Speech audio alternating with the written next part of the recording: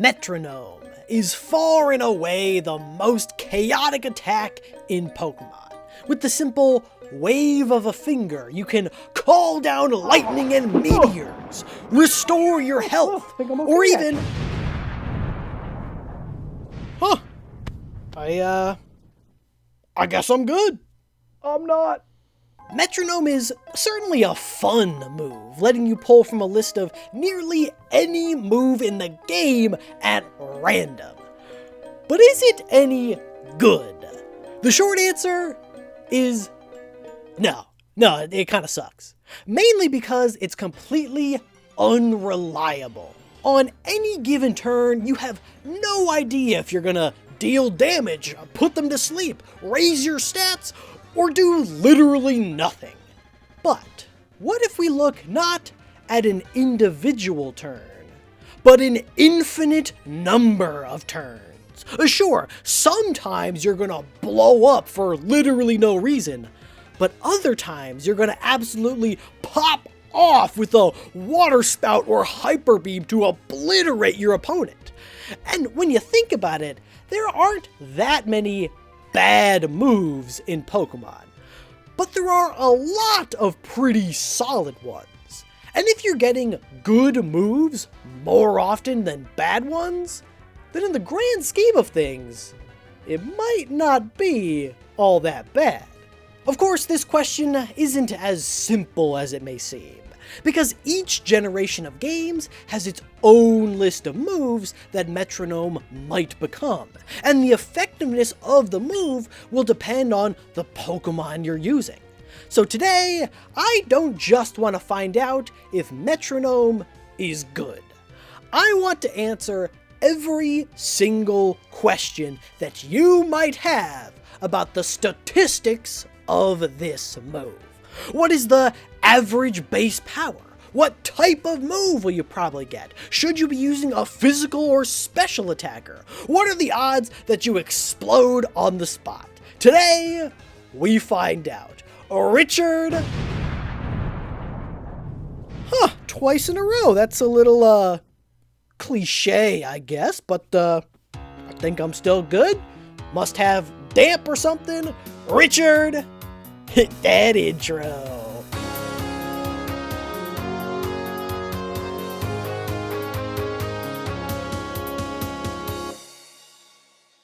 The first thing we need to do is find a list of moves that Metronome can pick in each generation.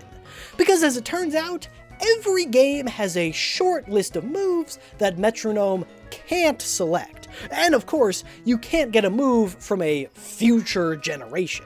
Now, this sounds like it should be super easy information to find. I mean, it's the internet. Surely somebody has compiled a table of every single move that Metronome can pick from each game with some information on base power, accuracy, and type. And that somebody was me yesterday, and it was way harder than you'd think.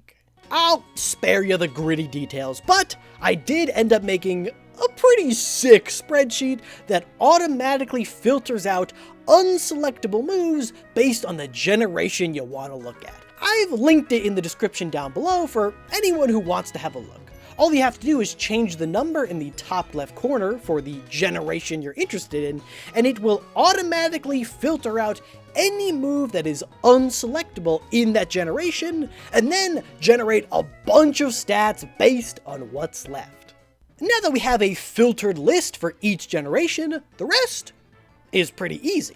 If we simply take the average of the base power for all the moves that Metronome can select, accounting any status move as having a base power of 0, we can find the expected strength of Metronome over a long time frame. Sorting by generation from weakest to strongest, we can find that Metronome was at its absolute worst in Gold, Silver, and Crystal, with an expected base power of just 39. As of Gen 9, it's never been better with a current average base power of 50. Of course, this doesn't account for the 1.84% chance to get a one-hit KO move like Sheer Cold in Generation 1.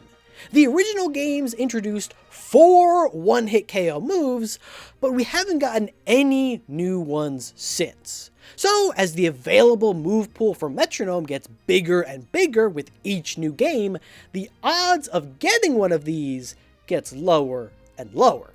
Of course, that might not be a bad thing, because these moves miss all the time. And that leads perfectly into our next stat, accuracy.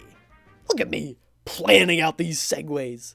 Again, we can simply take the average accuracy for all the selectable moves, this time omitting certain status moves like Swords Dance, which affects yourself and doesn't have accuracy in the traditional sense. Doing so, we find that Metronome is surprisingly accurate, with a 92% hit chance in Generation 1 that only gets better and better with each subsequent game, up to 95% in Scarlet and Violet. Sure, your attacks might not do anything, but they're probably gonna hit. But what if you actually wanted to do something? This accuracy also includes a whole bunch of status moves that may or may not actually be helpful in any given scenario.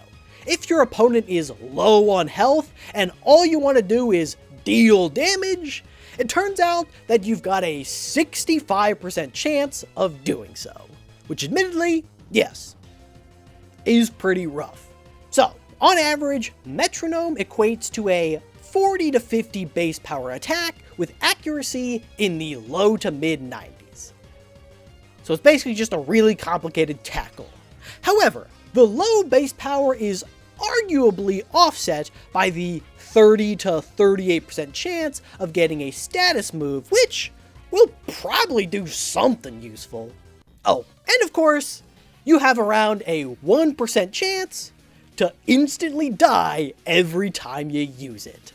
In Generation 1, because of the comparatively small move pool, you have a 1.23% chance of getting Explosion or Self-Destruct and dying on the spot, hopefully taking your opponent down with you. This number fluctuates as more insta-death moves are introduced, but it was at its lowest in Generation 2, at just 0.84%, or roughly 1 in every 120 uses. The base power might be lower in these games, but hey, at least you probably won't die. But maybe you're like me and don't really like the word probably. I mean, if you ask me, I would rather never blow myself up, actually, which seems like a pretty reasonable request, to be honest. Well, you're in luck. In Generations 2 and 4 specifically, Metronome will never pull an attack that you already know. So if your Golem has Metronome, Explosion, and Self-Destruct, you can effectively remove those moves from the pool, ensuring that you never accidentally blow yourself to smithereens. See, Metronome isn't bad. You're just bad. You'll never accidentally blow yourself up if you're ready to blow yourself up at any given moment. Skill issue. But there's one more angle we could look at this from. There are a lot of Pokemon that can learn Metronome. But which one is statistically the best? Looking at the data, you're generally twice as likely to get a physical attack from Metronome as opposed to a special one. This, of course, accounting for the fact that a move's category was determined by its type in Generations 1 through 3, as opposed to every move having its own category in later generations. This means that a Pokemon with a high attack stat like Iron Hands is going to be more beneficial in the long run. And then, of course, we have to consider the same type attack bonus. Any attack that matches the user's type will deal 50% more damage. damage. Doing some more quick math, the most common type of damaging move from Metronome in every generation of Pokemon is far and away normal. In Generation 1, you have a 40% chance of getting a normal type attack, with the second closest being fighting at just 8.26%. The percentages even out a bit as the games go on, with normal's odds dropping to just 13.8% by Scarlet and Violet, and Fire jumping to the number 2 spot at 7.92%. With that in mind, a Metronome Snorlax in Red and Blue isn't gonna be completely terrible, and Ursaring, Ursaluna, and Infernape are also safe bets as the generations progress. This also means that your chances of getting something super effective increases with each subsequent generation, simply by the fact that normal isn't super effective against anything. So, if you want to get the most out of your Metronome, you're probably going to want a normal type Pokemon with a high attack stat. But there is one more tech that you can use to make Metronome that much better. True, it can turn into a wide array of moves, but Metronome itself is a status move. That means that if you have a Pokemon with the Prankster ability, it will always have priority and go before your opponents. So, while they may not get Stab as often, you could have a Mega Banette busting out priority superpower to absolutely wreck some fools. There are 6 fully evolved Pokemon that get access to both Prankster and Metronome. Of them, Mega Banette has the highest base attack stat. However, it has to hold a Mega Stone in order to achieve this form. And we can actually do a bit better. The Choice Band item raises your attack by 50%, at the cost of locking you into using only one move.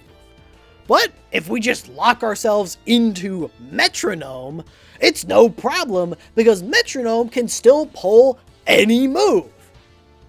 Completely at random, but it's fine! A Choice Band Grimmsnarl with Metronome is, on average, using a base 75 physical normal attack with +1 priority. That's only a little bit worse than Extreme Speed, arguably one of the best attacks in the game. But unlike Extreme Speed, you still have the opportunity to raise your stats, apply status conditions, whatever you want. Well, no, not whatever you want. What you deserve. Despite its high attack stat, there is one problem with Grimmsnarl, and that's that Dark and Fairy aren't super common types for attacks, especially physical ones. On average, only 7.46% of damaging attacks that you get will be Stab. For that reason, it's arguably not the best Metronome user. That prize goes to Grafaiai. Sure, its attack is a little bit lower, but Poison, and especially Normal, are far more common than Dark and Fairy. And on average, Grafaiai will benefit from the same type attack bonus 2.5 times more often than Grimmsnarl. And so, based on all the math and statistics, a choice-banded prankster Grafaiai is the best Metronome user out there. And while it's certainly not good, maybe, just maybe, Metronome isn't as bad as you think.